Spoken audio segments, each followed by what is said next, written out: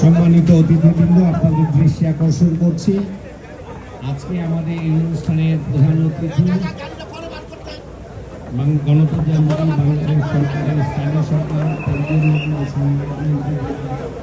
বিএনপির মহাসচিব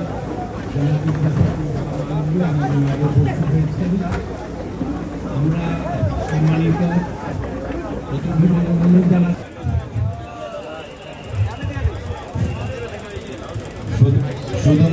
সুধী মণ্ডলী এবং সংবাদকর্মী ভাইরা, আপনারা দয়া করে মঞ্চ থেকে নিচে চলে যান।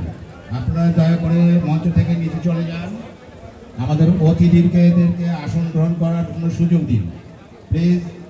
আপনারা দয়া করে মঞ্চের বাইরে চলে যান।